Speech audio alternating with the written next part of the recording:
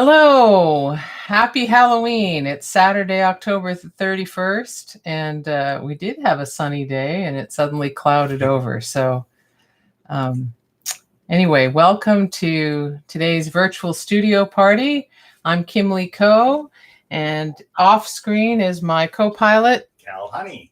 Hi, Kal. So, anyway, this is an online live stream that happens every week, but we alternate channels between mine and Kal Honey's, and it's a chance to gather in creative community, to make some stuff, to watch us make things, and to just generally have a fun time, creative time. So whether you're chilling out or joining in, we're happy to see you. And if you're signed in with your Gmail, your Google account, and on YouTube, and you're able to, please say hi in the online chat and let us know how you're doing, where you're from. I know we'll see some familiar faces today, but maybe there are some new ones as well. I'm actually going to put in the, where's my keyboard? Right in front of you. Oh, okay. I'm going to put in the chat my website. I've just sent out my latest newsletter. So if you are not on my email newsletter list and you would like to be, visit my website. There we go. And just as soon as you scroll around a little bit, a pop-up form will appear, and sign up. And for the next few days, I will forward the newsletter to anybody who's signed up in the next few days. Great. Who are new. Are there any highlights to that newsletter? There are some highlights. What are they? I'm trying to remember now. Upcoming courses. Yes, upcoming courses. So Contemporary Mixed Media is the course that's starting on Friday, November 6th. So that's this coming Friday. And there are just a few spots available. So there's still time if you would like to join in. All of my previous courses from this year, you can purchase replay videos of. And there's information on that on my website and in the newsletter. And I sold a couple of prints lately through the Redhead Gallery fundraiser that's going on. Thank you. It's the 30th anniversary of the Redhead Gallery in downtown Toronto, which is an artist collective nonprofit gallery. So it's a little different than either the private commercial dealer model or the public art gallery. And so there are 17 of us who collectively and with the help of an administrator run the gallery. And it's my first time being part of a collective like that after a lifetime of running my own business and so on. So it's been very, very interesting, a real growth experience. And I have made some wonderful new friends there. What else is in that? Oh, I started by reviving. I started a new daily practice, artistic daily practice, by reviving an old one. And so I have an Instagram account devoted to that new color diary. And I've written a blog post about it. So again, if you go to my website and click on blog, you will see the blog post there and can take a look. And it has a link to the Instagram account that's devoted to nothing but these daily color diary entries. And yesterday was day 30. So that feels like a real threshold, right? Because the average month is 30 days. So that's been quite exciting to reach that point. And it's been a very, for most of us, right? It's been a very demanding year. I mean, exceptionally so. And I needed, for my sanity and health, as well as my professional state, to find a bite-sized, sustainable daily practice that was art related. So so the color diary is it. And anyway, so there's more information about that. And gosh, I'm sure there's more stuff in there. It's generally my newsletters are pretty packed. So who's arrived and said hello, Cal? We have Kirk and Rebecca. Yay! Hi, Kirk and Rebecca. our super troopers, and we have Val. Hi, Val. And I was asking Val if she'd been out for a run. She says today is a rest day. Okay, yes, rest days are important. That's good. And I asked whether it was cross stitch and what, and Rebecca says not sure. Probably macrame. Right. Which I seem to recall you were doing last week, That's which right. is great. Yeah. Or sorry, 2 weeks ago, because I was away last week. Yes. I was sitting the Redhead Gallery. Peggy Taylor Reid. By the way, anybody who is in the Greater Toronto area and loves contemporary mixed media, Peggy Taylor Reid's show at the Redhead Gallery right now, which is on through this coming Saturday. It's open Wednesday to Saturday, noon to 5. But, anyway, so she has amazing mixed media work. She started from photography, but this as a professionally speaking, but she has layered in intricately cut patterns in paper and anatomical illustrations and actual plants or flowers or whatever, wildflowers. I'm not the work is just amazingly so exquisite, evocative, and understated but super rich. Things fade, one image fades out into another, overlapping. It's not garish at all. It's very restrained color, but it's rich. The color that's there. Like each piece you could spend a lot of time looking at and be rewarded for it. Yeah. So I really recommend it to anybody who's interested in mixed media work and just fascinating, rich work. I presume there are some images of the work on Redhead sites. Definitely. In fact, let me get their website in the chat. I don't normally do this, but I today it feels right to get some websites in here, and I'm the only one who can do it. Cal can't do it, so there we go. So there's just a week left, so I hope even one or two of you can make it down. I think you'll be richly rewarded. We haven't been getting out to see many shows at all, but we saw that one, and we also saw that exquisite show by Ben Reeves at Metivier. Oh my God. So after I sat the gallery, I thought I was going to miss this exhibition. Ben Reeves is a West Coast painter. He's in Vancouver, and he teaches at the Emily Carr University of Art and Design, or whatever they call it, right? And because I'm old, I get tired of trying to remember how many times institutions have changed their names. To say Emily Carr. Yeah, so he teaches at Emily Carr, and he's, I think, one of the reasons that painting has become a real deal at Emily Carr, whereas for a very long time the West Coast was really known for its photoconceptualism. I mean, it still is, but wow, the painting that work that Ben Reeves does is unbelievable. Anyway, he, I think a year or two ago, started to be represented by Nicholas Metivier Gallery in downtown Toronto.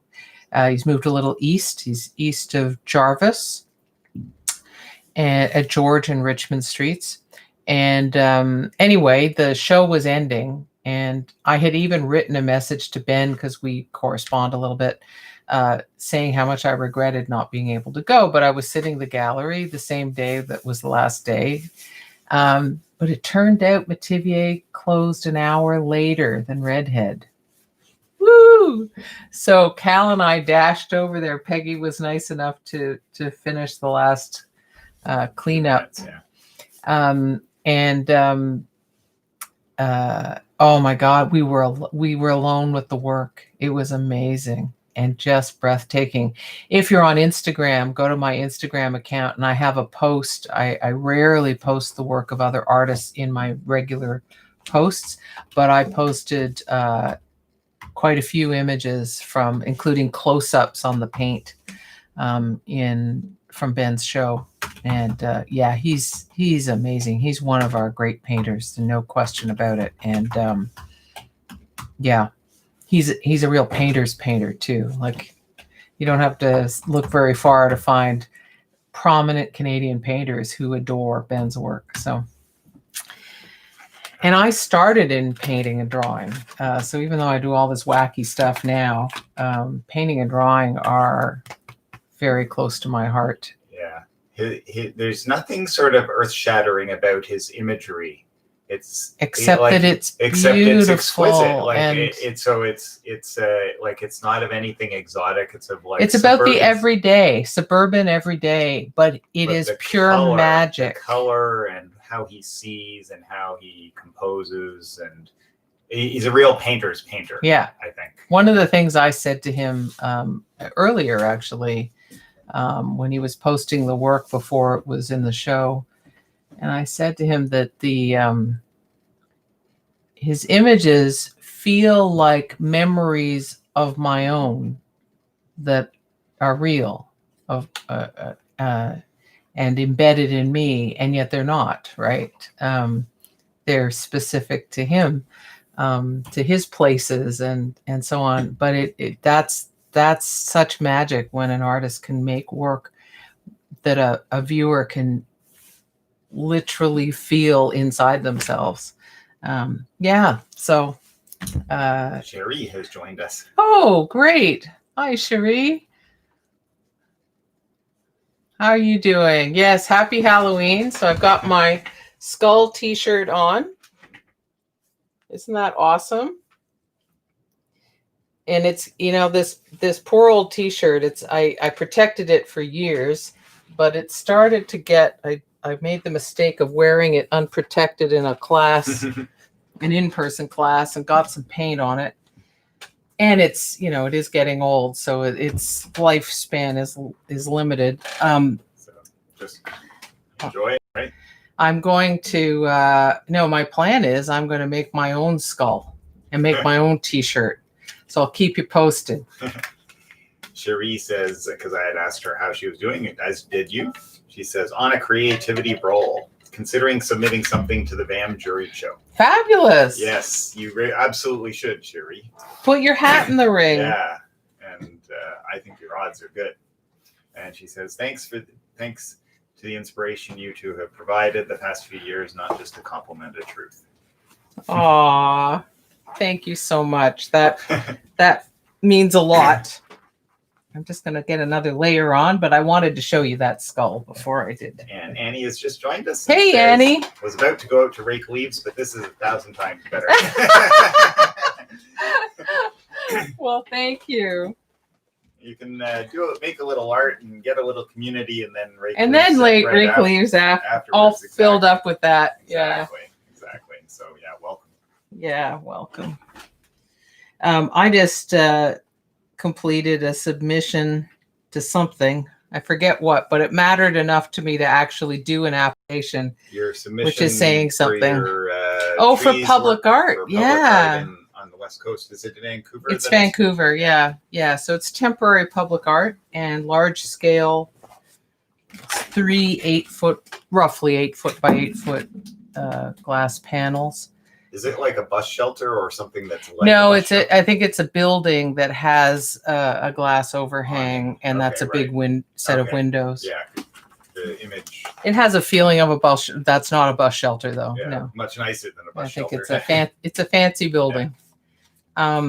Yeah. So I don't apply for things nearly enough because I just generally run out of energy. Teaching, doing my own work, and life just take it out of me. And so I find that I submit applications when the pain of not having my hat in the ring in a particular competition is greater than the pain of putting the application together. So that tells you something. I was very motivated to do this one because I had an image, Hidden Complexity, which is one of my very long tree-based imagery that's related to blood vessels, because you know me. If you know me, you know I'm all about the blood vessels, but also about trees, because I'm also about trees, and really just about complex networks and branching behaviors. And it was designed for large scale printing, so it was. And the proportions are almost perfect. So it was made for this particular opportunity. And back in 2012, I had 2 simultaneous shows of large scale work in, one was in Burnaby and one was in Coquitlam, BC, very near Vancouver. And that's 8 years ago. I'd like to be back on the West Coast again, you know? So, yeah, there were a lot of motivating factors. And Ben Reeves cheered me on, by the way, tying it back into Ben. Cherie says she's currently working on a multimedia piece. Did a photo transfer on thin canvas using Reynolds freezer paper and then stitching over top, coming together nicely. Awesome, Cherie. And Marie Payne has joined us. So hi, Marie. Oh, that's so nice that you could join us today. And so I asked in the chat, but you can let us know, are you working on something, or are you just chilling out, or anything's fine, as you know. Yeah. Anything goes. But feel free to share. Yeah. It's always nice to hear what people are up to. She says, working on a piece that may be a Christmas gift. Oh, that's a great idea. Lovely. You know, there's so much concern about shortages and longer shipping times leading into the Christmas holidays and so on for gifts. And I think what better than something handmade? I mean, always, right? But never especially more than now, right? Yeah. Because, connection. Yeah, connection and meaning. Yeah, personal. So well done, you. So I've brought an artist book with me today, and I've also brought the old altered book that I never quite finished, but did a lot of work on here in the virtual studio party. So we'll see what I actually get, how much I get to today. But I always like to have more available. I like options. So I like to have some fallbacks available. So anyone who was in my mixed media artist book with gel plate is familiar with this artist book in progress. It's very long. Maybe you can pan it across. Yeah, that's sort of what I'm doing. Yeah. That's the one side, which is more done than the other side.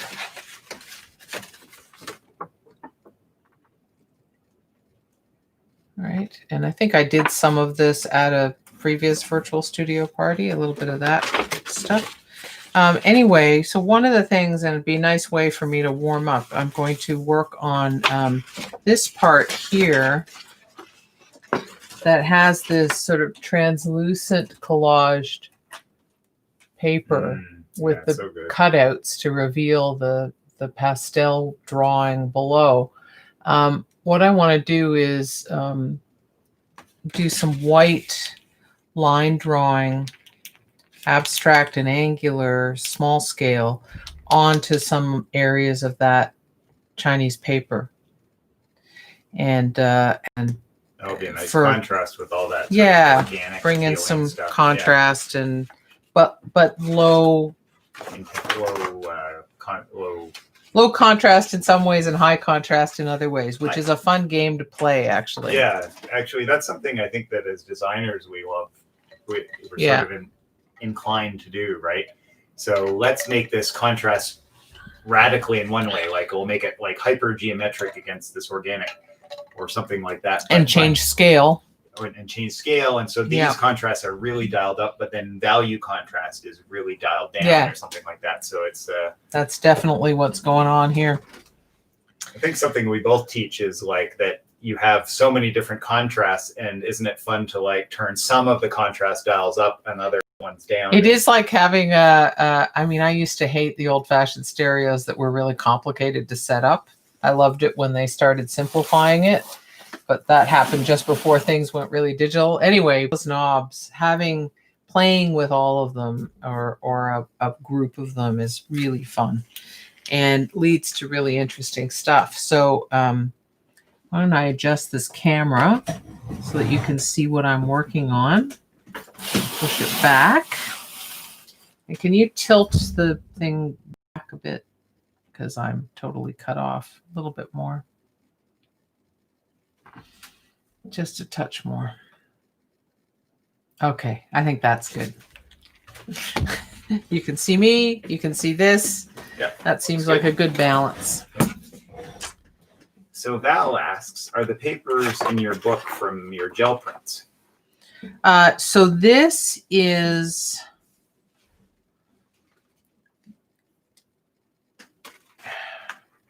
Let me explain. So a whole bunch of stuff was done directly onto the paper of the book itself, which is mixed media paper.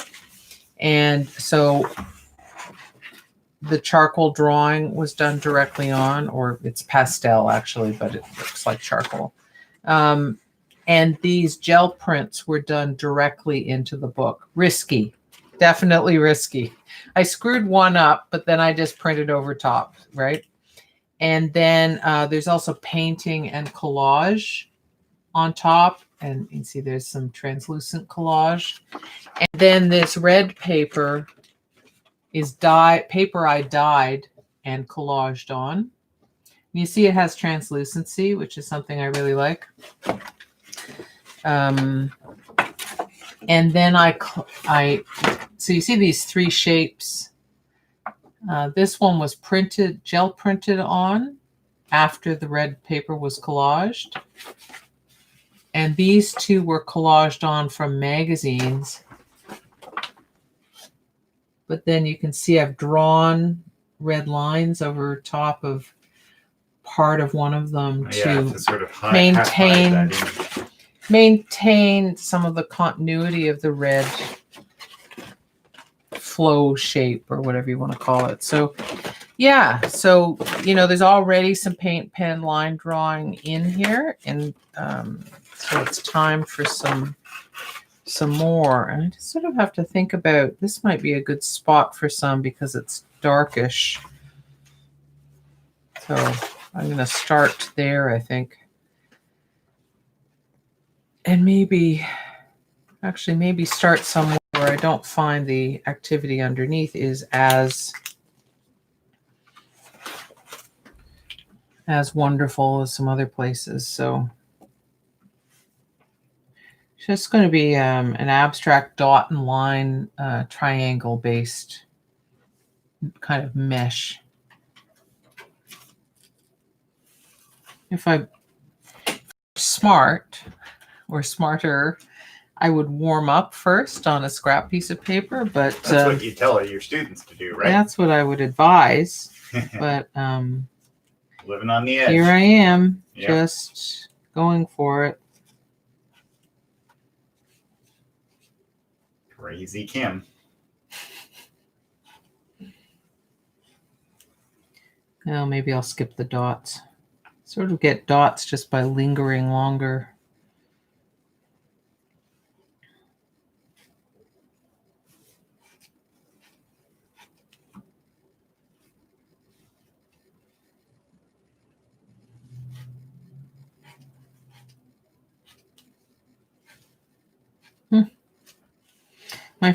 Our friend Simone has done opus scale work, doing minute triangles, making enormous meshes that look like geographies using very fine technical pens. And, I can't even imagine how many hundreds of or thousands of hours she has put into them.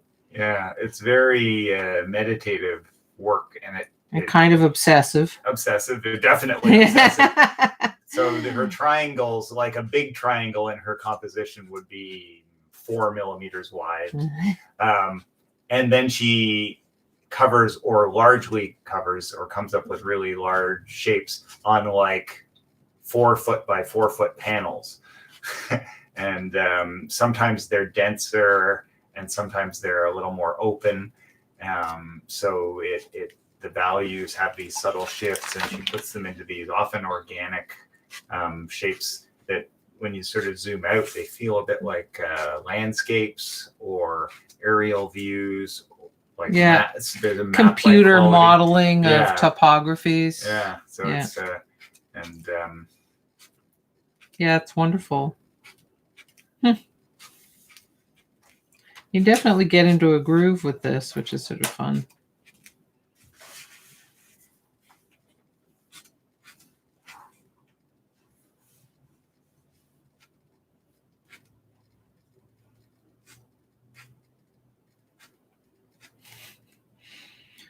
Me and systematic things. It's pretty funny, actually. Well, system sort of lets you it gives you permission to just get going, I think. Yeah. And then you start seeing things, and then it's like, oh. And the randomizer switch just does little aberrations unbidden. Kim, a randomizer switch? Never. Ricky has just joined us. Hey, Ricky. Welcome. Yeah. She says, hello, all. Happy to be back. My new printer was defective. Oh, no. I've since sent a replacement, but I couldn't print Joseph Mann. Oh, right, for last week's collage. Yeah. Oh, that's finally working. Okay, yay. Oh, good. And then there's the U.S. election and Philadelphia curfew. Oh, dear. Well, we know about the election, or as much as we want to know. But is there a curfew because of spiking COVID numbers in Philadelphia? Or because of the election? Or is it socio-political unrest, which I would hate understand to think. too. Yeah.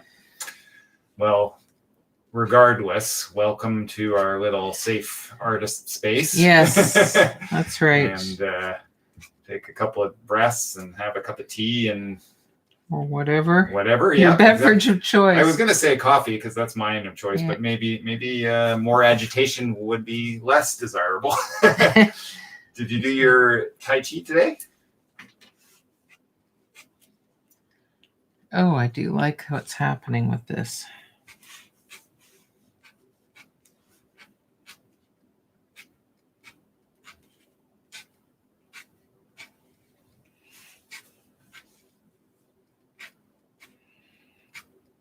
Kal and I have been working on a home improvement project.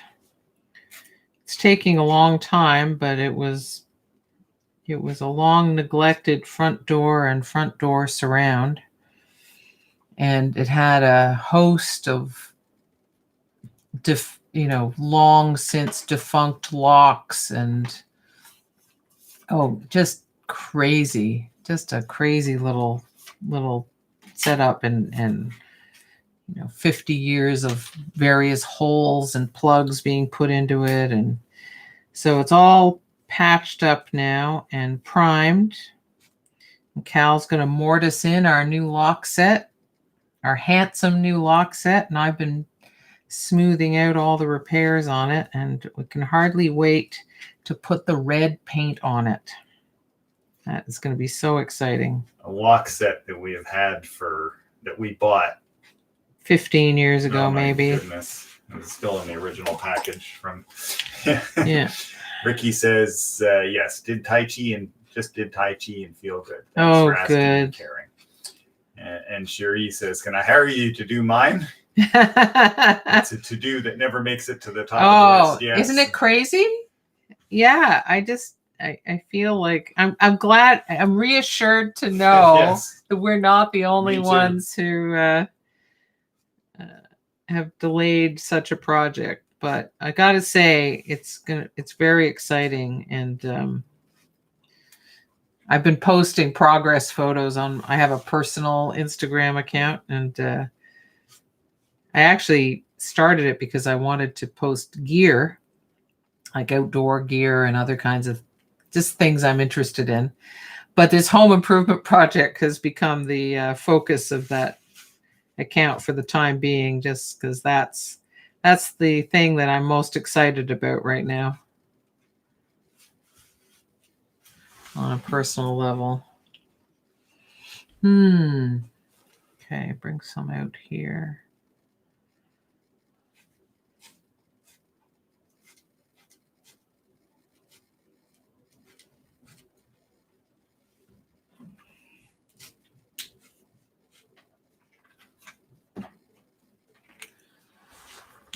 Here, I'll hold up and show you what it looks like so far.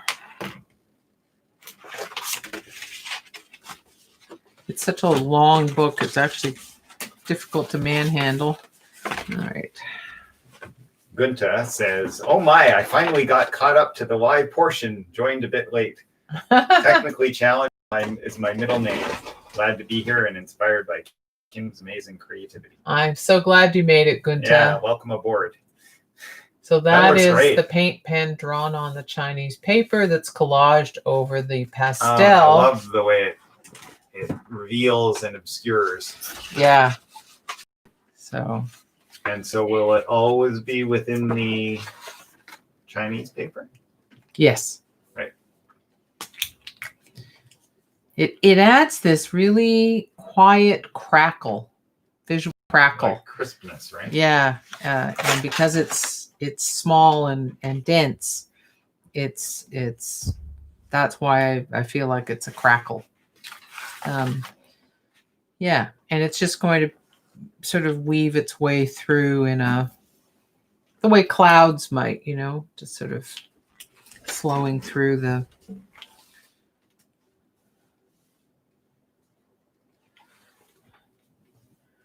gaps.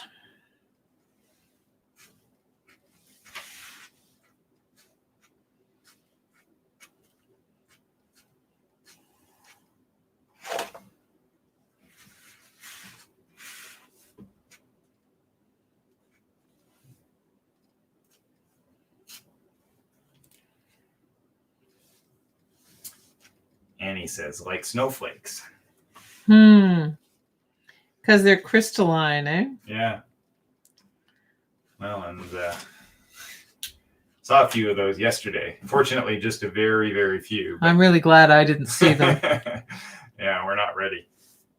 I mean, who is? We ready, do right? still have our snow tires on, though, right? From last year. Yeah. We've done so little driving, except for our attempt to go camping this summer, that it hasn't really mattered.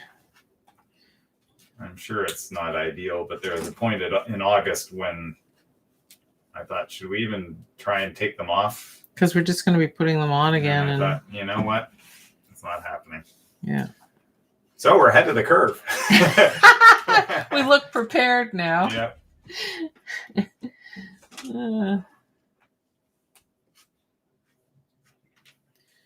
There's a limited amount of time, energy, and attention. And we've had to apply it to other things.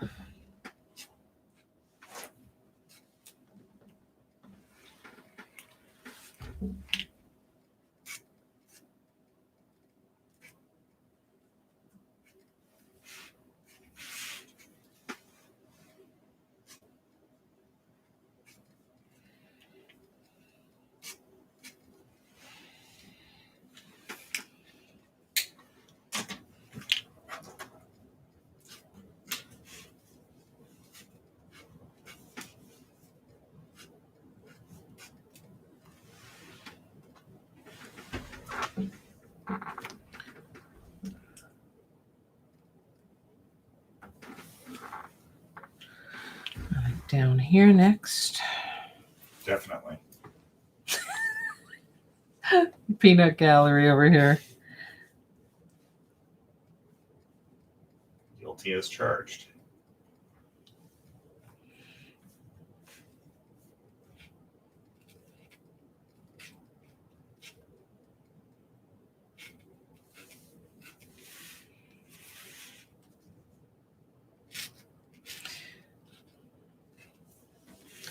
So lately, instead of comfort eating, which, you know, COVID's been going on for a long time, and I started out by comfort eating, but that I paid a heavy price for that, literally. So instead of comfort eating, I am comfort viewing. And currently, I am rewatching the Lord of the Rings movies. And it's a lovely place to be.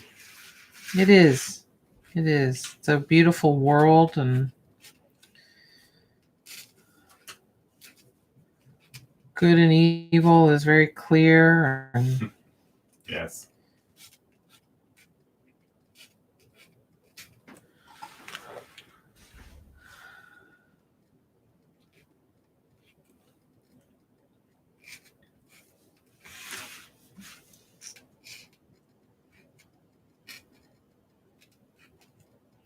if any of you have viewing recommendations or reading recommendations, please mention those things in the chat. We'd love to hear and share it with everybody else here.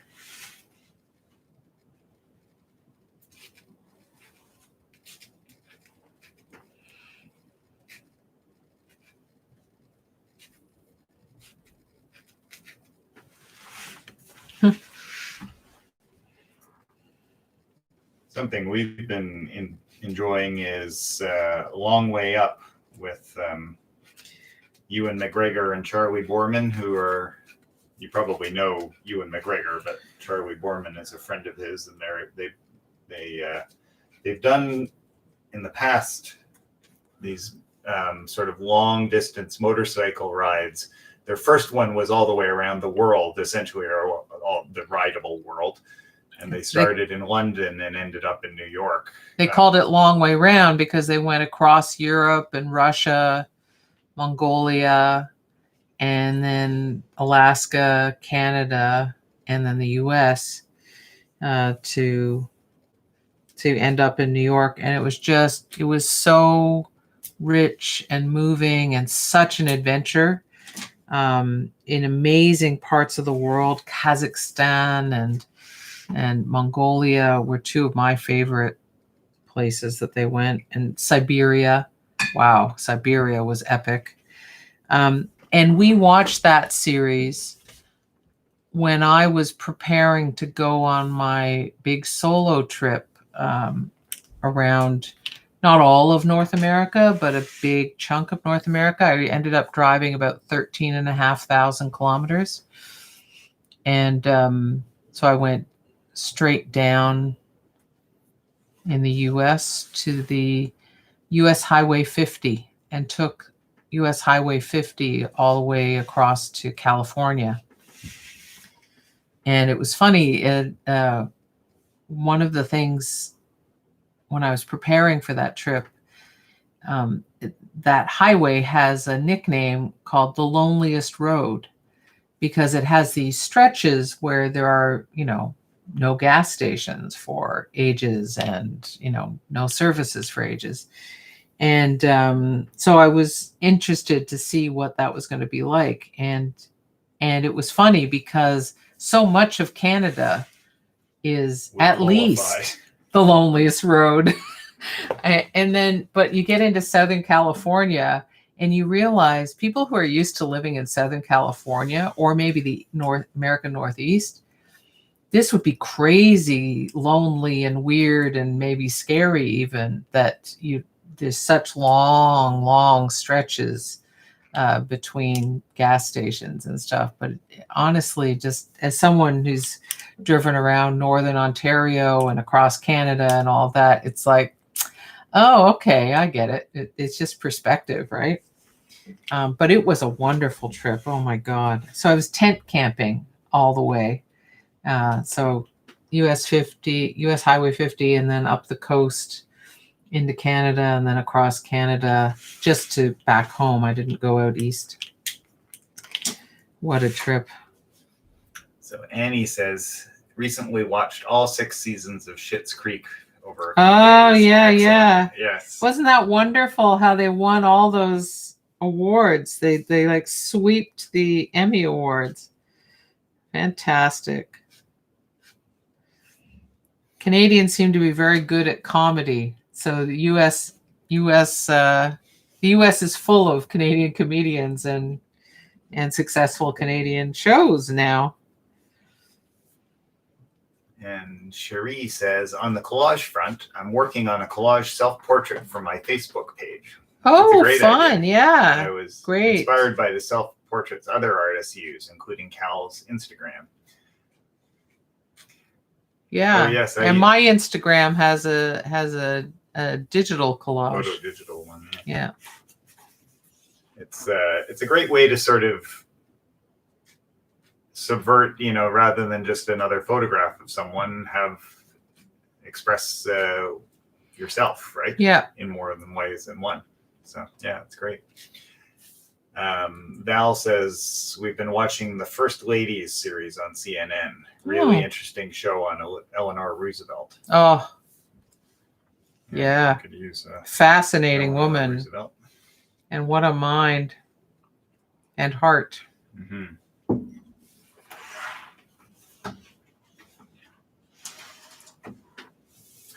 Cherie says, having recently visited Israel, I really enjoyed Unorthodox on Netflix. And then on the lighter side, the miniseries Stockholm.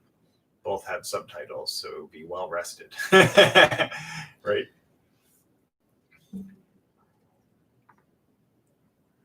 I have Unorthodox on my list, my watch list. Because, yeah, that looks like really something. And we're fans of a lot of things Scandinavian. So is Stockholm about, is it it's obvious, is it set there, and what's or is it about Stockholm syndrome, or like a drama around Stockholm syndrome? Yeah, I do like, I've paused watching Young Wallander because I am opting for comfort for a little while over gritty. Yeah. But pretty gritty, that one, right? Yeah. But so far my favorite of since I can't watch the Wallander series, one of the one in Swedish or the one that Kenneth Branagh did, the Scandinavian series I really loved was Trapped, which is Icelandic. And it's on Netflix. Yeah. Looks like I need to glue down a couple of things a little better. You find that after it's worked for a while, with these books.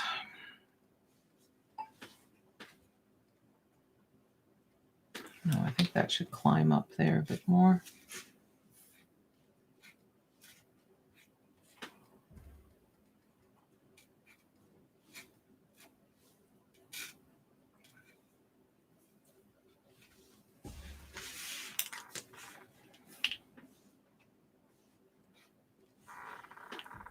Yeah. My brain's a little stupefied because I was working day and then till late at night, and then the following day on getting my latest newsletter out. And it's just you sometimes have Kim is a bit of a night owl, so she has. Well, I get on a roll, Yeah, exactly. I was just going to say, you get into a dilemma where it's a sensible bedtime, but you're really cooking, right? Yeah, exactly. So sensible bedtimes and I don't always meet up. In fact, we rarely meet up. It's never been natural. Even when I was growing up.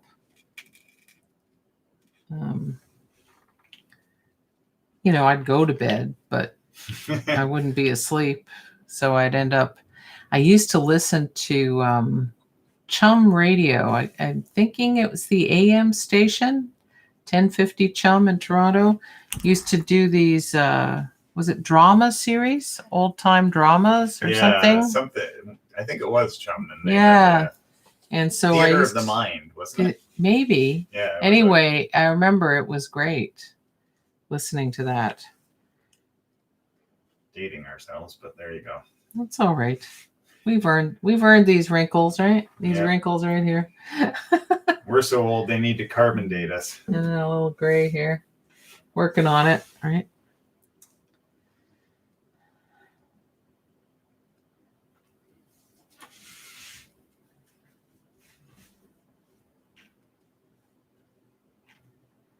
Just contemplating my next. I've got some flow happening. I feel like some should be here. Okay, that's where I'm going. Going and flowing. What are you doing over there? Are you drawing, Kal? I'm doodling. I'm doing very low mind activity work. Yeah. Saving up your mind for the lock mortising work later? No. So Cherie says it is 4 senior Israeli friends, one of which is being nominated for a Nobel Prize. Oh my. Okay, yeah. Doesn't give it away to tell you he dies, and then it's the antics of his friends to make sure his dream comes true. Oh, fun. It's Weekend at Bernie's meets Waking Ned Devine. Wow, that sounds great. We'll definitely check that out.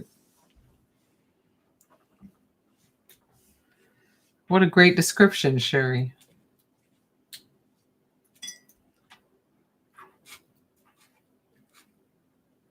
Sherry is an excellent articulator.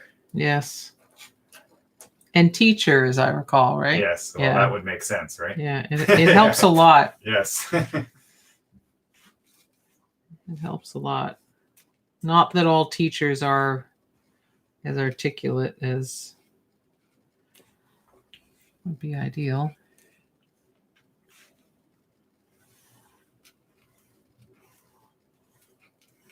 They have other gifts, one presumes.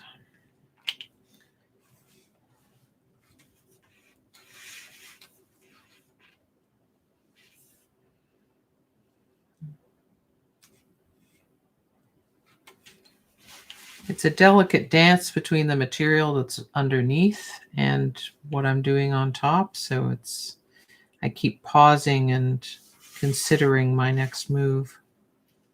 Ponder pauses.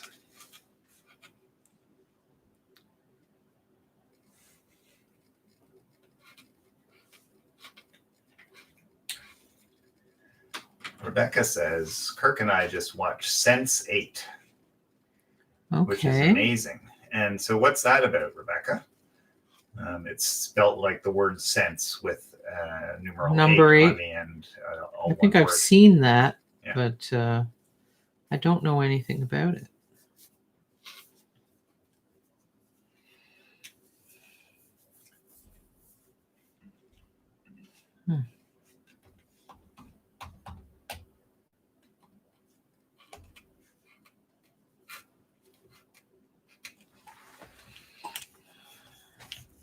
Science fiction drama.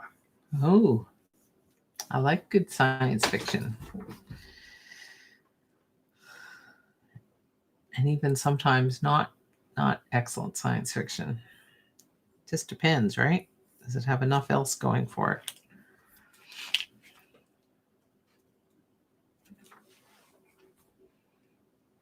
Yes, and I think I'm rewatching for comfort viewing. I'm intermittently rewatching the Night Manager for the third time, I think. You are a big Tom Hiddleston fan. Well, I am, because And he's an also incredible actor. Hugh Laurie, Hugh right? Laurie's amazing, and oh, what's her name?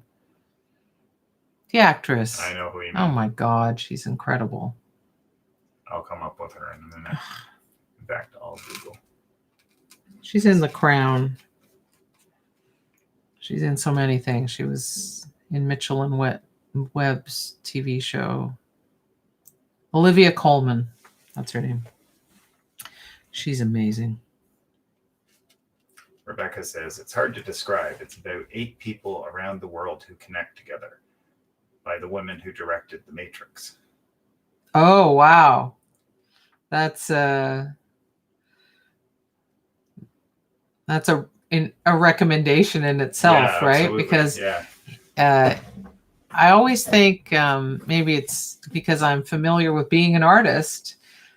I'm interested in following the work of people whose work I admire, because I know even if they don't make a fully successful piece, or maybe even it's a failure, it's bound to be an interesting failure or a spectacular failure, you know? So so that's worth watching too. You get to sort of trust artists, right? It's Yeah. like, oh, even their less quote unquote successful things will be interesting, right?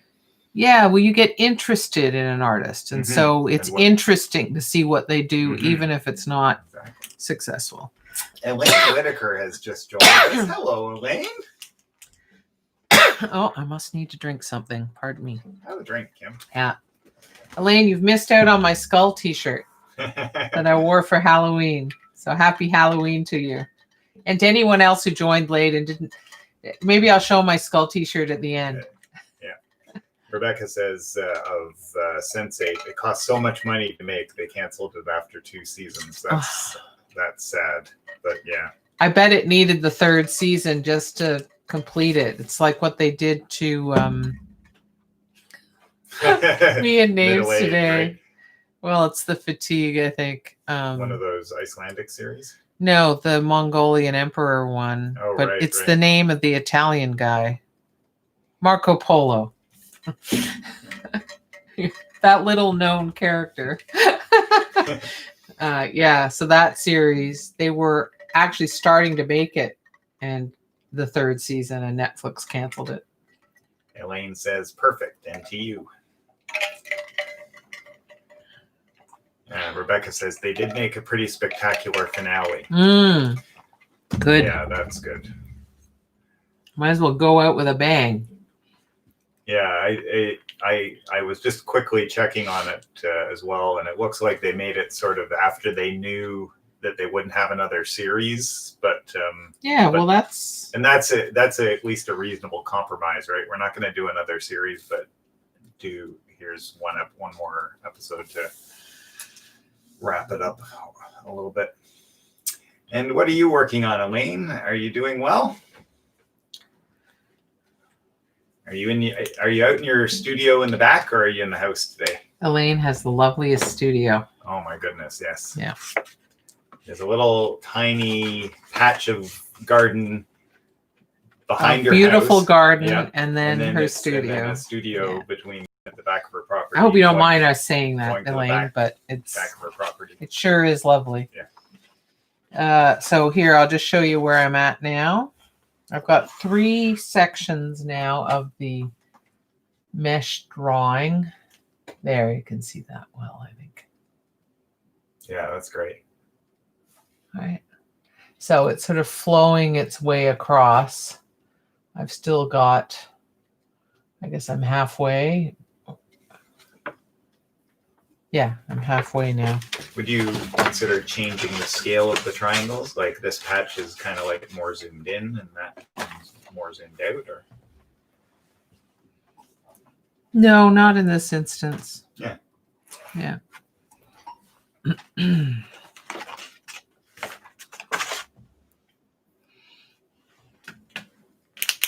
I've got big shapes going on and big marks going on, so I'm going to keep this small and mesh-like. Elaine says, yes, in the studio, working on some new ink drawings. Great. I presume along a biological slant. There's got to be some biological twist to it. Like, why do I even Why are need you to even ask, asking? Right? Yeah, Exactly. And Ricky asks of what you were showing. Yeah. Put them on the red parts also. No. This is just for the white parts. But that doesn't mean that, once I've got it, something that might happen is that mesh might appear in gray ink with I have a pen.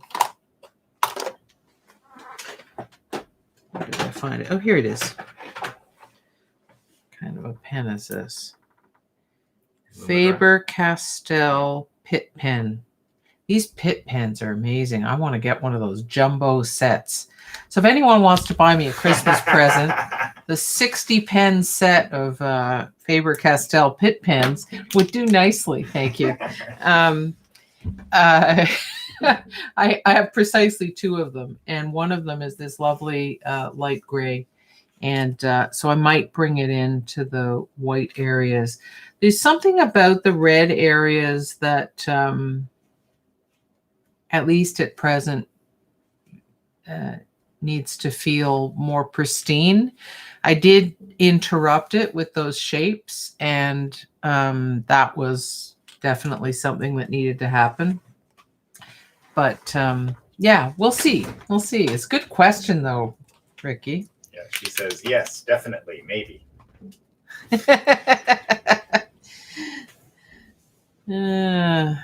Something that I've always admired about Kim, it's not universally true, but usually when you ask her what she's planning, she has a very clear idea.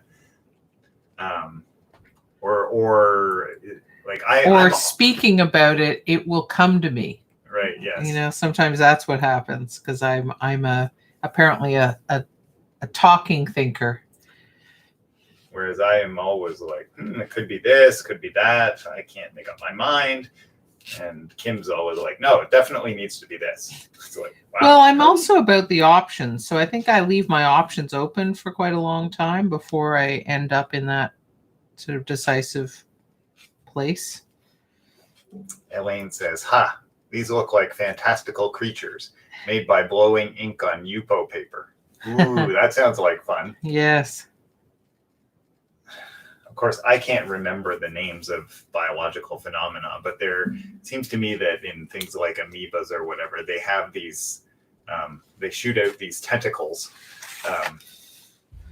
And that feels exactly like a sort of blown droplet. Ink spidery thing. Yeah, exactly. Yeah.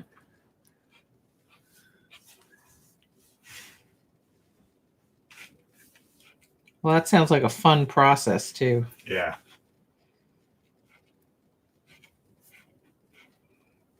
I was talking about Redhead Gallery earlier, Elaine. And for those of you here who don't know, Elaine and I are both members of Redhead Gallery.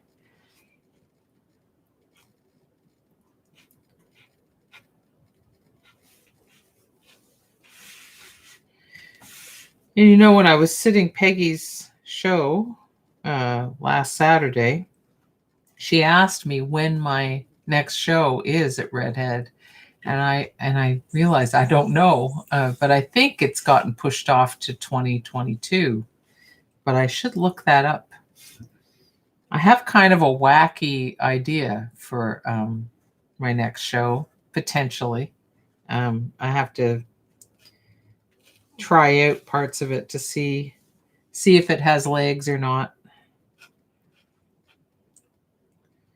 That's one of the beautiful things about the non-commercial gallery model, for those of you who are less familiar with that, which is that, without the commercial imperative, you can really feel free to experiment conceptually and format-wise, not having to make sales a primary force unless you want to, unless it sort of marries with the conceptual that you're working on.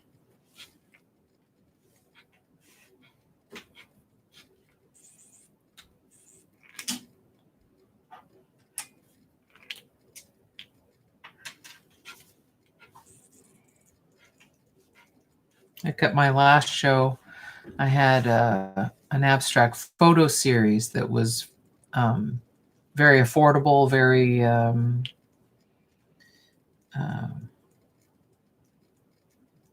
accessible, I guess, and I have sold a few prints from that series and my small paintings.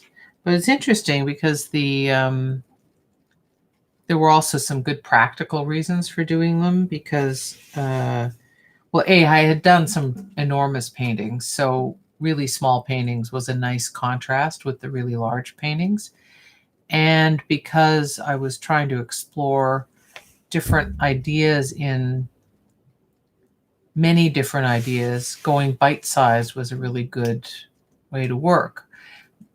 So it worked really well for me artistically and practically speaking. It takes less time to paint a small painting. So you just have less surface area to cover. But it also made them very saleable.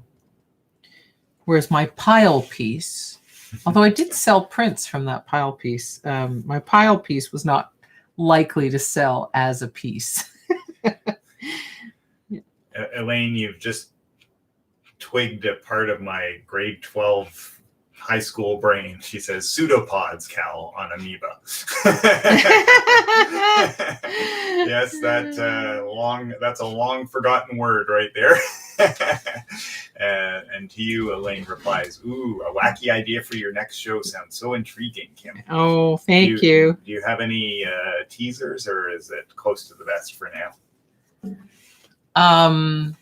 Well, let's just say that to test aspects of the idea out, I'm going to go to IKEA and buy some stainless steel rails and magnetic knife racks. How about that? Is that a good teaser? That is a good teaser. Yeah. Well, I think so. You think it's a good teaser. Exactly. Well, you also know what the idea is, so that's actually good because you can sort of balance the...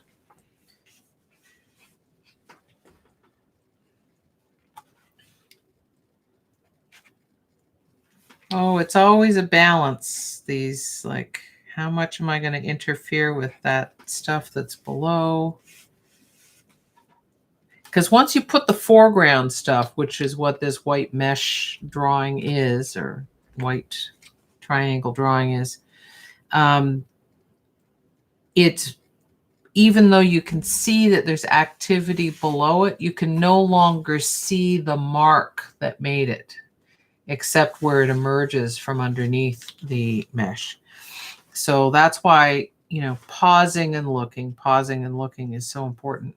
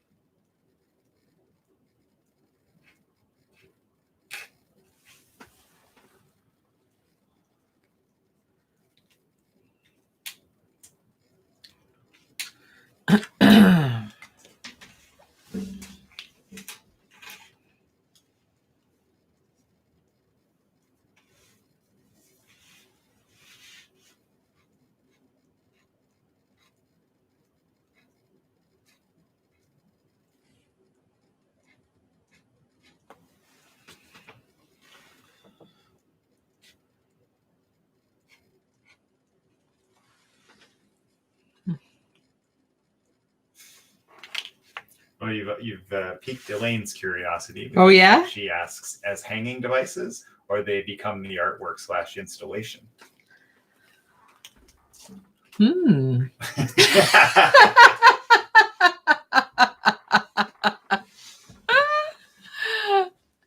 Good answer.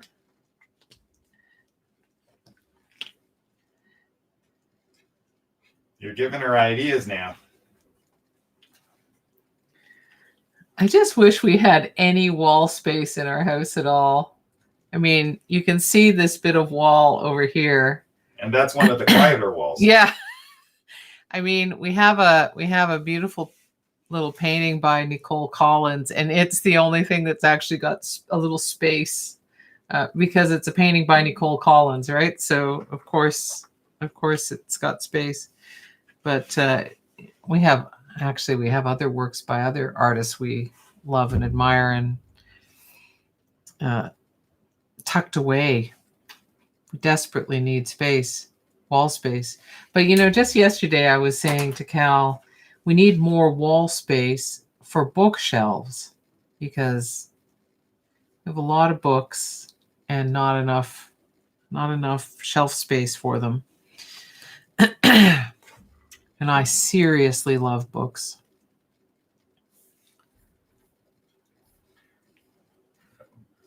Elaine says, "You teaser." And Gunta says, "Great giggles at the dog park today. Several were in costume. Oh, fun. I liked Jack the Dashing. Dachshund. Right. Autocorrect. Yeah. Autocorrect. Jack the Dachshund dressed like a racing horse with a Rocky on his back." Oh, hilarious. I just sent you a pic okay, so I'll check Okay, great. Check my email. Give me a second here. Yep. Cherie asks, "Next house project, an extension?" Oh, I tell you, what we need is a whole other story. So we're in a one-story house. We use the basement for a lot of stuff. Because it's sort of above grade, especially at the back. It could basically be a walkout basement. You'd need to step up a little bit, but it's almost walkout. And but what we need is a whole story, and then make all of that studio. And then we'd really be in good shape, actually. Our old house was so much bigger, and but our life was so much more constrained in it. It's a weird thing. But it took moving to this little house. Oh, that's so funny. That's so funny. If you unplug your computer, I could hold it up. A little lower down. It'll get a little more light. It's lit from within. I don't want to show all the emails, right? Right. So yeah, that's the Dachshund. So thank you, Gunta. Yeah, that's fun. Thank you. Hilarious. And we had lots of other comments. Oh, good. We'll get back to that. So Valerie says, "We want to buy a new house just to get more walls." Yes, we understand that. I totally sympathize. Yeah. And Rebecca has a great idea. What's that? She says, "Bookshelves with doors that can work as walls." Right. I think Kim would start to have a little panic attack if she couldn't see her books, though. Yeah, it's true. As much of my storage as possible is in transparent containers because I'm such a visual learner. Visual is my strongest route for comprehension. The other is, strangely enough, me talking. Audio's good, but me talking is better in terms of what happens in my brain. I don't know why. And this isn't something I discovered until midlife. Until midlife, I thought I was one of those people who could not think while talking. But I found out that was due to other circumstances that I thought that. So Yeah, really, it's interesting what you learn about yourself as you get older, isn't it? Or at least I find it interesting in my case. Oh, there's some nice white space and nice marks. So I think it's fading off. It starts off larger areas over here, and it just kind of becomes less and less as it moves across, which I think is kind of a nice journey for it to go on.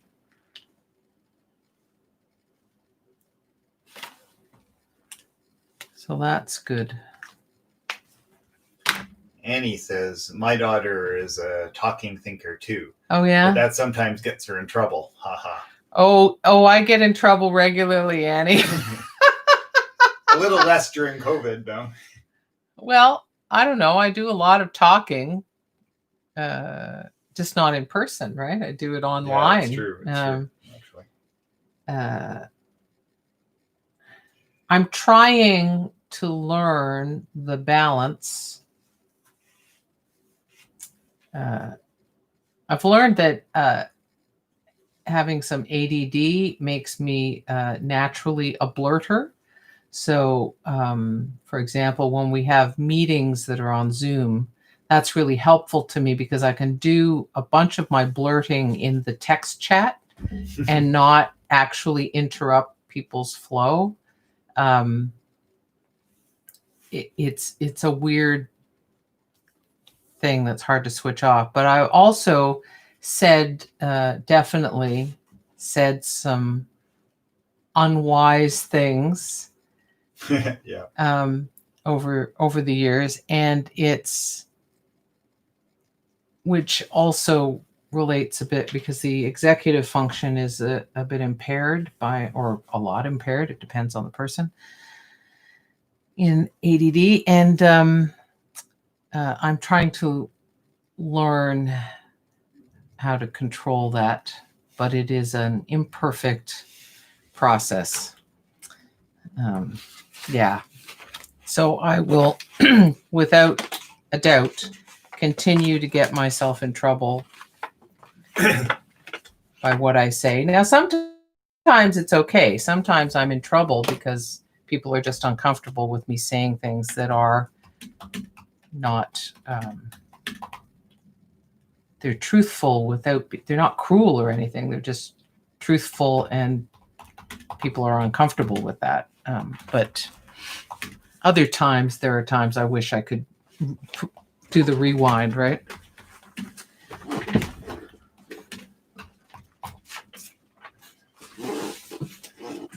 Okay. So I'll just let that dry a little bit. I've got some more of the dyed paper, and I'll show you something that I did on one side that I want to do on the other side.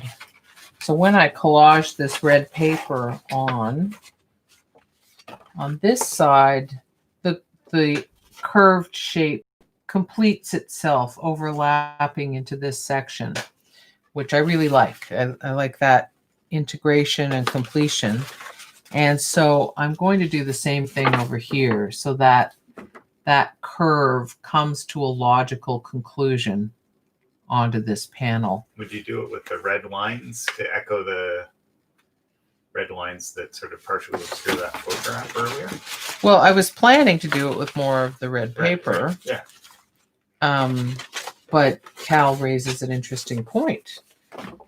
So the lines, just to show, because maybe not everybody saw this, the lines he's referring to are these that I used to create continuity over top of a collaged shape and to break up the strength of, I didn't want all three shapes. This one's not collaged, this one's gel printed, but these two are collaged. I wanted differences between all three and not to have complete dominance of those shapes. So anyway, those lines did a good job there. Maybe that is a good idea to bring that idea over here. Well, you could put them in, and if I don't like it, I can collage the red right over top. You'll see it because of the red paper is translucent, which would be kind of. So even if it doesn't work, it might be interesting. Yeah, exactly. And I like going to those places, right?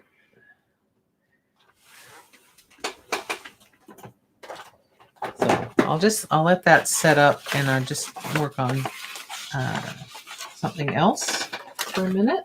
Elaine says of the earlier discussion, just getting caught up, she says that's why I'm not keen on all these open concept living dining rooms, etc. Not enough walls for displaying art. Yeah. I mean, there's cool aspects to it. I remember in our first house, which was a much bigger house, like we're in a little 1950s bungalow, 3 bedrooms, virtually no closet space, the whole bit, tiny kitchen.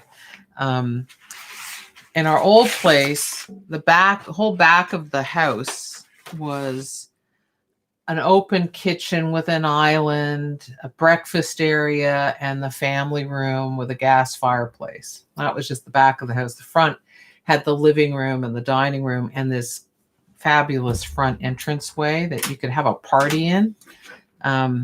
Anyway, it was great having that space, but it's interesting because there was, in the back of the house, very limited wall space. The one big wall that wasn't covered by kitchen cabinets or a kitchen cupboard was our wall unit for our family room, which was our living room, because our design studio was in what would have been the living room. And that was good because we had, French doors. We had French doors, so we could close it off. And we had at least 2 people working in there all the time, sometimes up to 4. And across the hall from it was our dining room, which was basically our boardroom. We did occasionally use it as a dining room, but mostly we used it as a boardroom. And our coffee center was there. It was a great little setup, actually.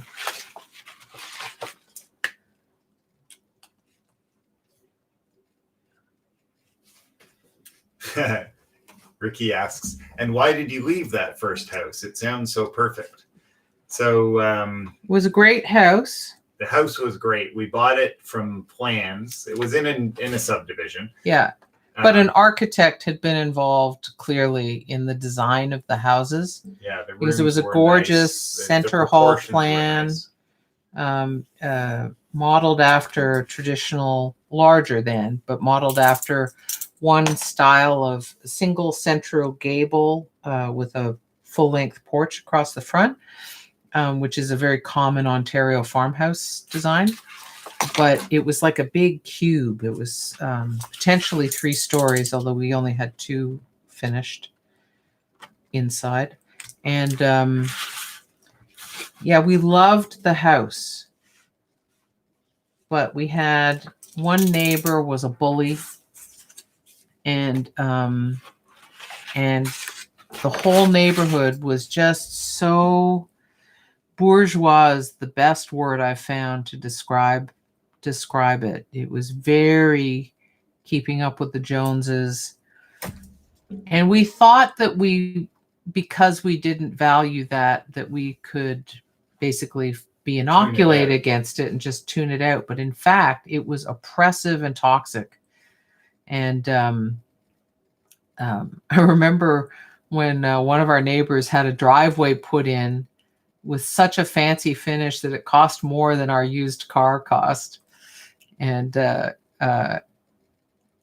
it's fine. Like, do whatever the hell you want with your driveway. Like, that's awesome. But then we would get comments and sometimes criticisms about what we were or were not doing to our house or our yard. And it's like, wow, I need to have you not looking at what we're doing that closely. And I definitely need you to not talk to me about it. It was very disturbing. And at that time I was very ill, and which had effects, physical and mental illness effects. And it was very upsetting sometimes, some of the ways things were in that place. And if we could have moved that house to here, we'd be happy people. Oh my God. Yeah, because it was a 4-bedroom house with all those extra rooms and 2.5 baths. This has 1 bathroom. It's a 1950s house, right? It's a very ordinary person's 1950s house. So yeah, people owned a lot fewer clothes, and the whole family would wash up in 1 bathroom. So I still dream and have daydreams about that house because we bought it as when it was just plans. The whole neighborhood was just plans. We spent a lot of time visualizing it. It was our first home. You put this big deposit down on something that doesn't even exist. And so we would visualize it. And Kal liked the way I described it, so he'd ask me to describe walking through it, because I could look at plans and picture.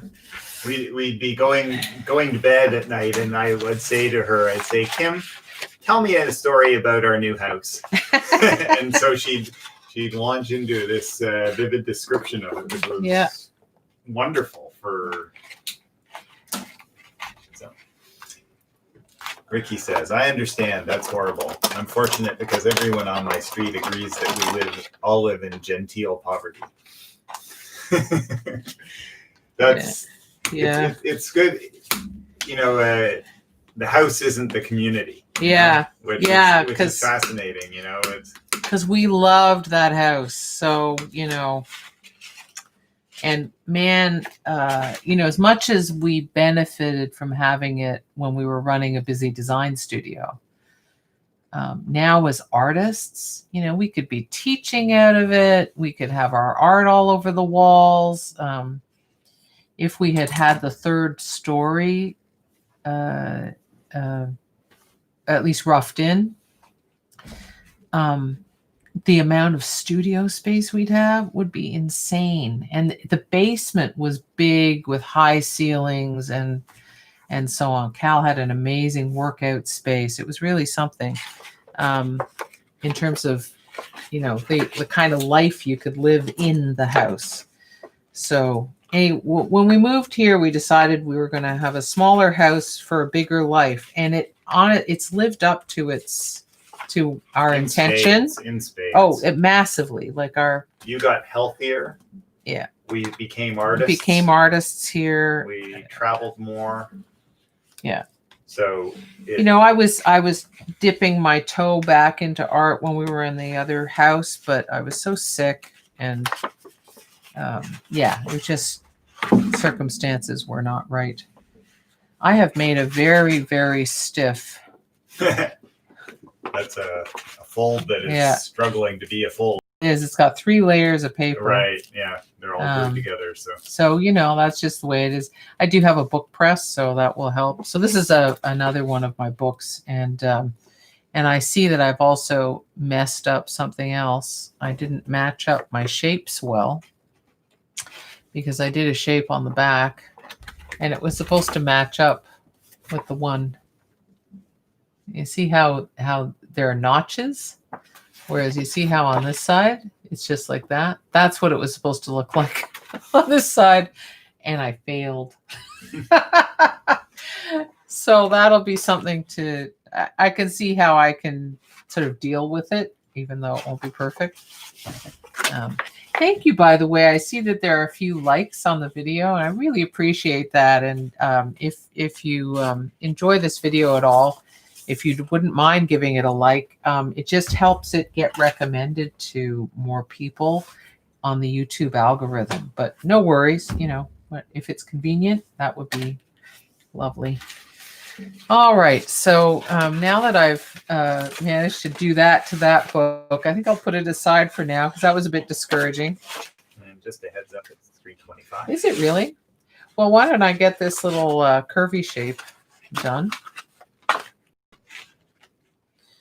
And I might bring in a little graphite here to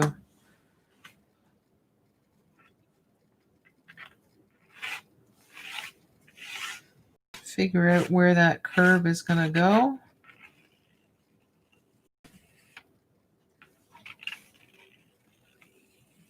This with lines I can barely make out and yet can see. That's always a tricky thing.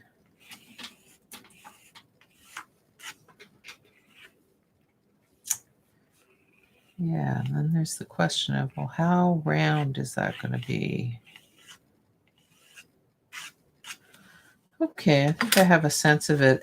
Sometimes even more than the line that I leave with the graphite, it's that movement that helps me find the right line. And then it sort of gets embedded in my physical sense of it. Okay. I'll just put this here to flatten that out a bit. I don't know. I got all this jelly printing stuff set up, and I'm obviously not needing that today. Well, sometimes you have to have more things out than you actually get to, right? It's true. I know for me, that's actually generally a good idea. You know that's how I often get our dinner ready. It's like, Cal, there are too many options here. It's like, yeah, but I wasn't sure what I wanted to have. That's right. Once I see them, I start thinking, okay, yeah, that's it. That doesn't go with this. These are good.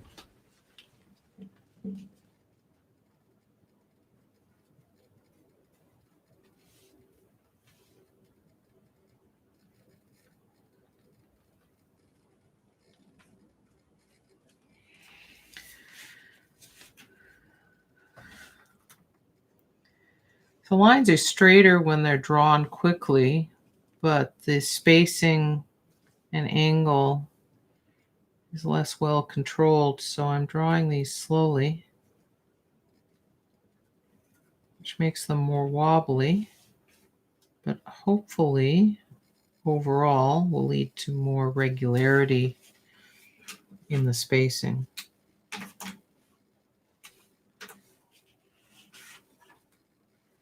That seems a bit thin. Let's thicken that up a bit.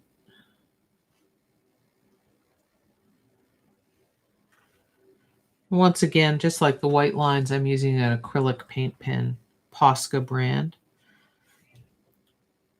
One of my faves. Posca brand is made by Uni, U-N-I, and they make a wonderful gel pen. I have a white gel pen that I actually need to replace because I've used it up so much. That my lovely niece Danica gave me for Christmas one year, and I love it.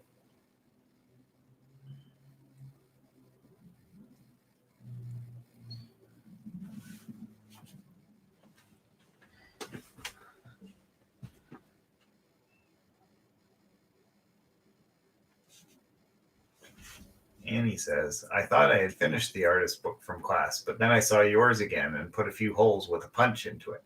That's great. I love it. Oh, fun. And so do you get some fun peekaboos as a result of that, Annie? Yeah, it's a bit of an artistic breakthrough.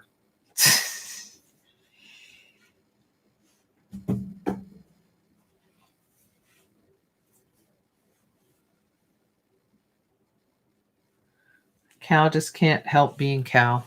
Yeah. You just have to roll with it. Yeah, exactly.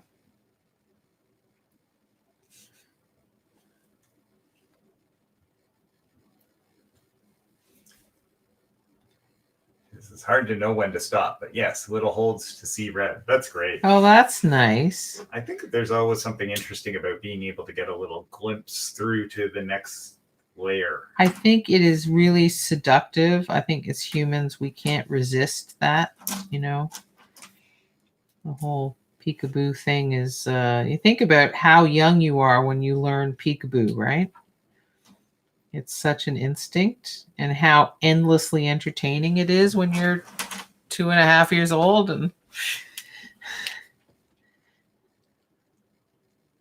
you can't understand why the adults are giving up so soon. You've only done it 50 times. Exactly. Exactly. No stamina.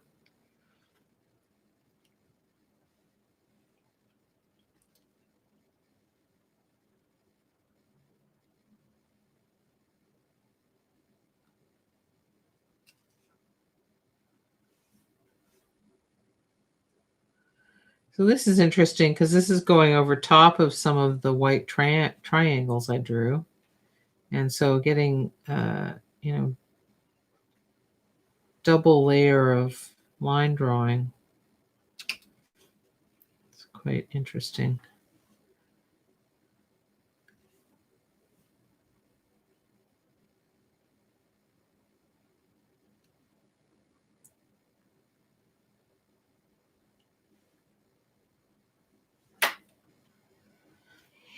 I've just been thinking again about the idea I have for the redhead, my next redhead show. And I realized it's like I'm having a little conversation in my head with Elaine, and Elaine is actually here. So that's kind of weird, isn't it? But I was thinking about the fact that, you know, because it's early days with my developing, considering this idea, I have a partially a visual, strongly a tactile sense of the idea. But I think what I'm grappling with is how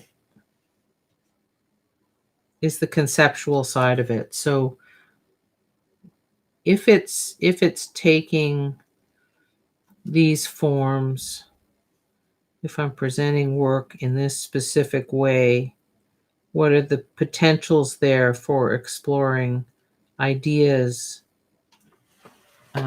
beyond form that I'm interested in? And part of that thinking has to be developed physically, you know, in my case anyway.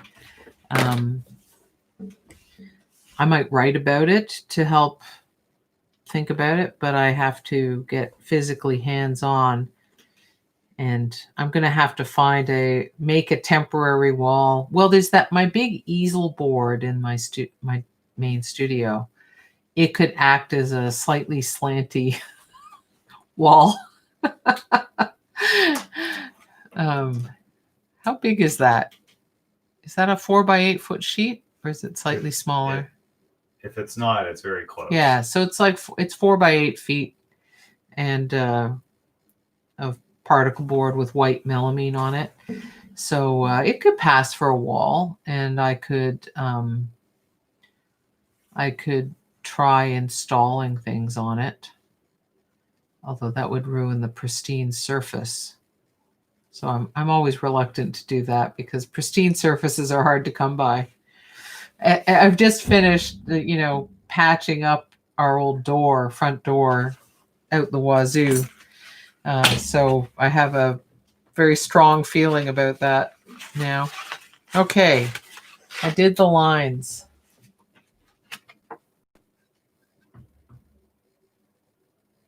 Pretty good, right? Yeah, looks great. It's pretty good. It's kind of fun the way it continues the shape, but then you see through the...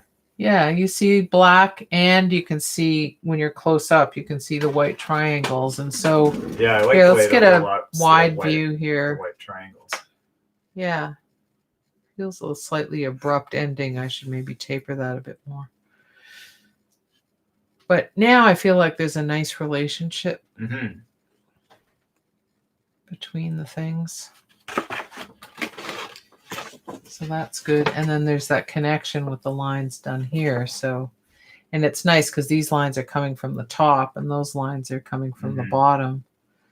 I always like that kind of relationship. Yeah. So that's where that book is. I see that it's after 3:30, so I'll show you what it looks like close up. So you can see how you can see the white triangles through that as well as the black marks. Yeah, that's great. That's kind of fun. My spacing got a little wonky towards the end there, but hey, it's handmade art, right? Yeah. Annie says, great, nice with the Japanese paper on the pages too. Yeah, yeah. Elaine says, very nice relationship. Thank you, Elaine. Yeah, this paper, I'm going to take a look at it. Some of it, I think, is Chinese mulberry paper. Oh, no, this is one piece of paper.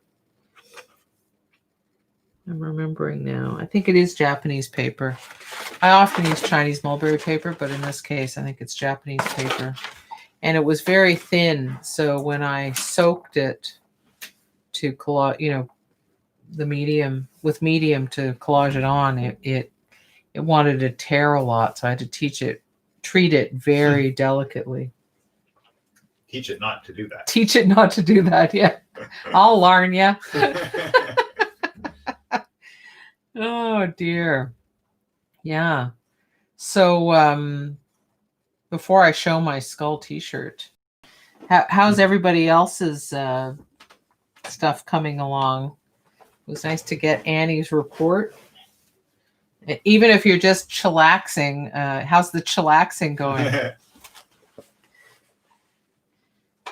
I'll just mention one more time, because there were some latecomers, that my latest newsletter is out. So you can visit my website, which is at the top of the chat. If you are not a subscriber but would like to be. And just scroll a little bit and a form will pop up. And anyone who subscribes is a new subscriber in the next several days. I will forward you the latest one. But after that, you'll be on the list and you'll receive it. And this year, I think I am doing really well. I think by the end of the year, I'll have put out 6 newsletters, which for me is really good.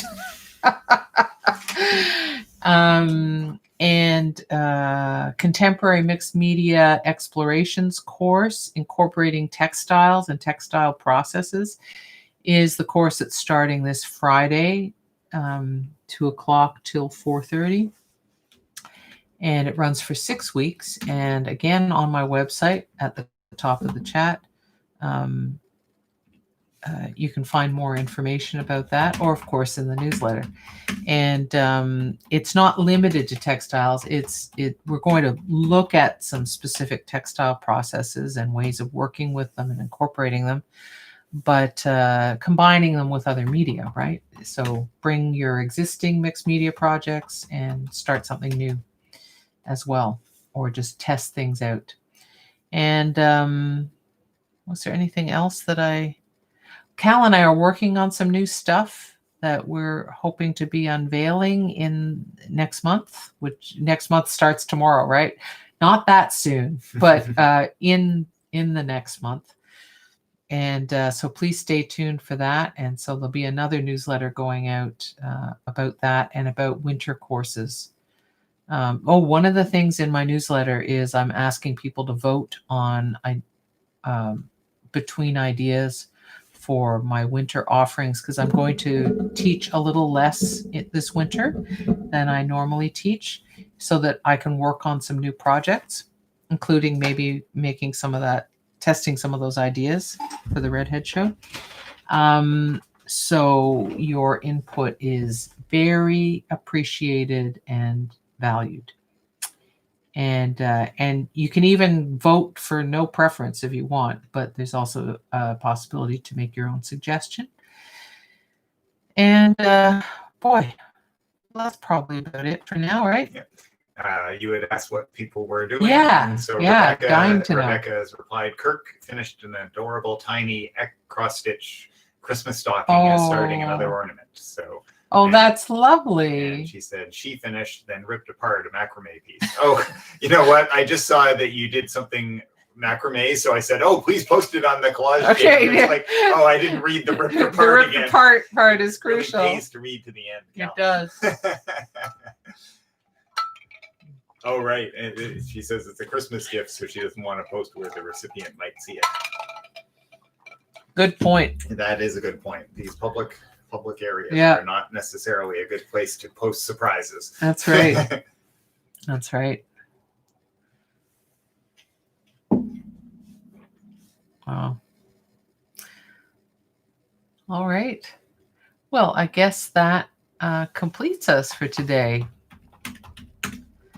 So I hope you had fun. I really appreciate you joining me.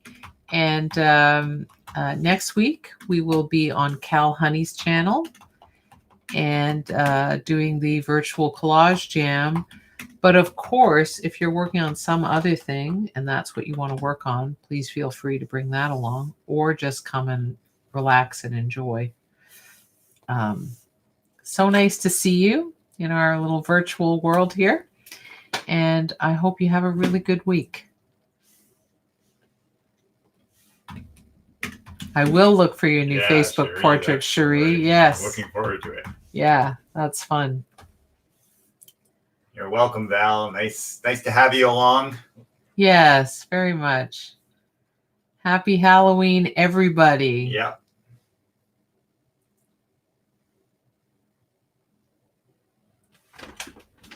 Oh, my skull. I'll close with that. Better late than never. Right? Yeah. You're very welcome, Ricky. Yes, we've got our fingers crossed. We're thinking of you. Yes, absolutely. And praying. Yes. Because the world, you know, the whole world in Canada and the US too. So. It's like we're in a foxhole, right? So even the atheists are praying at some level. So there's my Halloween visual for you. Thanks, Cherie. Thanks, Elaine. So bye-bye for now. See you next week.